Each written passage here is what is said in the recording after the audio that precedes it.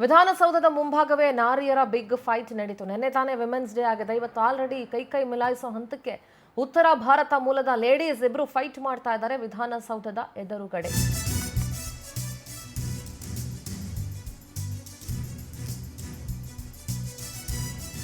ನಡು ರಸ್ತೆಯಲ್ಲೇ ಡಿಶುಮ್ ಅಂತ ಹೊಡೆದಾಡ್ಕೊಂಡು ಇಬ್ರು ಒಬ್ರಿಗೊಬ್ರನ್ನ ಎಳೆದಾಡಿ ಮಾರಾಮಾರಿ ಗಲಾಟೆ ಆಗ್ತಾ ಇತ್ತು. ಹಿಂದಿ ಭಾಷೆಯಲ್ಲಿ ಬೈದಾಡ್ಕೊಂಡ್ತಾ ಇತ್ತು ಹುಡುಗಿಯರ ಗುಂಪು. ವಿಡಿಯೋ ಮಾಡೋ ವಿಚಾರಕ್ಕೆ ಇಬ್ಬರ ನಡುವೆ ಕಿತ್ತಾಟ ಆಗಿದೆ. ಸಮಾಧಾನ ಮಾಡಿ ಅಲ್ಲಿಂದ ಸ್ಥಳೀಯರು ಇಬ್ಬರನ್ನು ಕಳಿಸಿದ್ರು. ಆಯ್ತಮ್ಮ ಹೋಗಿ ಸಮಾಧಾನವಾಗಿರಿ ಅಂತ ಹೇಳಿ. ಇಬ್ಬರ ನಡುವೆ ನಾನಾ ನೀನಾ ಅಂತ ಮಾರಾಮಾರಿ ಫೈಟ್ ನಡೀತಾ ಇತ್ತು.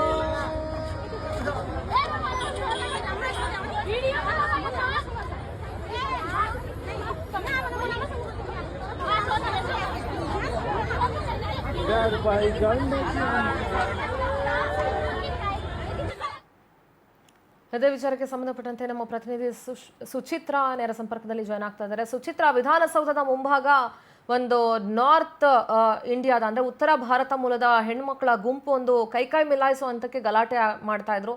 ಸೊ ಏನಕ್ಕೋಸ್ಕರ ಈ ಗಲಾಟೆ ಶುರುವಾಯಿತು ಮತ್ತೆ ಯಾವತ್ತು ನಡೆದಿದ್ದು?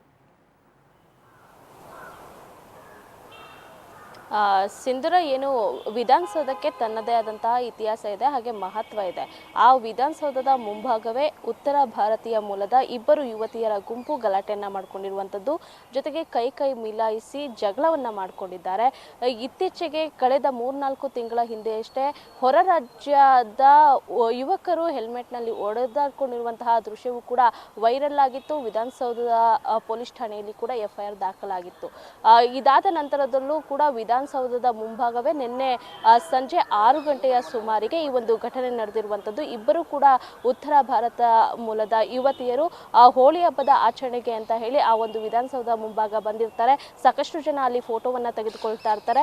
ಈ ಒಂದು ಫೋಟೋ ಹಾಗೆ ವಿಡಿಯೋವನ್ನ ಮಾಡುವಂತಹ ವಿಚಾರವಾಗಿ ಇಬ್ಬರು ಯುವತಿಯರ ನಡುವೆ ಗಲಾಟೆ ನಡೆದಿರುವಂಥದ್ದು. ಸದ್ಯ ಈ ಬಗ್ಗೆ ಎಲ್ಲೂ ಕೂಡ ಪ್ರಕರಣ ದಾಖಲಾಗಿಲ್ಲ. ಯಾವ ವಿಚಾರಕ್ಕೆ ಗಲಾಟೆ ಆಯಿತು ಅನ್ನೋದ್ರ ಬಗ್ಗೆ ಸ್ಥಳೀಯರು ಅಲ್ಲಿ ಇಬ್ಬರು ಯುವತಿಯರ ಜಗಳವನ್ನ ಬಿಡಿಸಿರುವಂಥದ್ದು.